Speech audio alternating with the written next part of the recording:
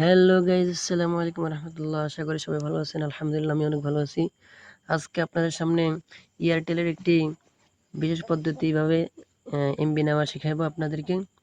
তা আপনারা সবাই ভালো করে দেখবেন। নতুন একটা আপডেট আসছে গুগল ক্রোমে। এয়ারটেল অ্যাপস থেকে না, এয়ারটেল অ্যাপস থেকে কখনো পারবেন না। আপনারা গুগল ক্রোমে চলে যাবেন। গুগল ক্রোমে ক্লিক করার পর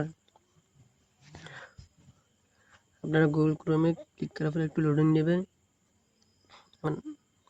আমার নেটে সমস্যা করতেছে।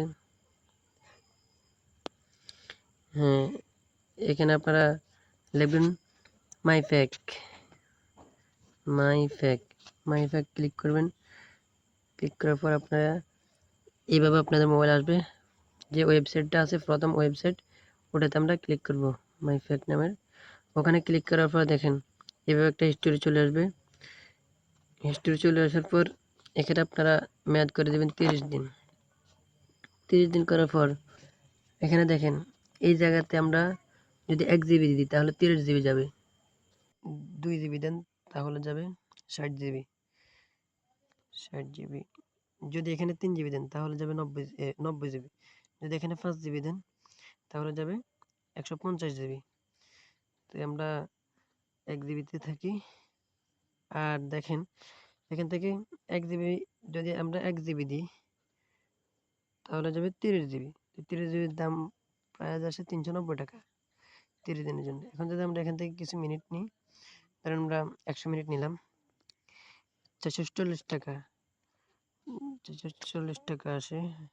ধরেন আমরা 1000 মিনিট যদি নিই তাহলে আসবে কত? 810 টাকা। তবে আমরা মিনিট নিতে চাই না।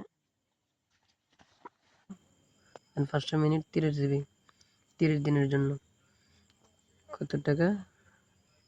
50 SMS, আমরা SMS বাদ দিয়ে দিই 555 টাকা।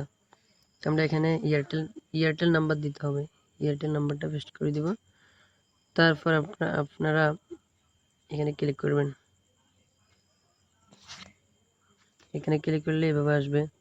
এখন আপনারা যদি বিকাশ থেকে টাকা ট্রান্সফার করতে চান তাহলে বিকাশে ক্লিক করবেন। বিকাশে ক্লিক করার পর আপনাদের সামনে এভাবে আসবে। এভাবে আসার পর আপনারা এখানে আপনাদের বিকাশ নাম্বারটা দিয়ে দিবেন। বিকাশ নাম্বারটা দিয়ে দিয়ে এখান থেকে ক্লিক করার পর এখানে একটা ওটিপি আসবে।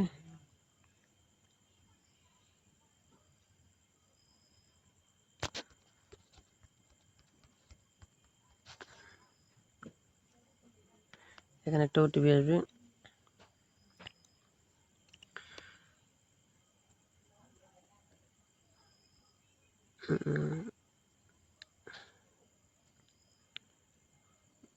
এখন আসতেছে না।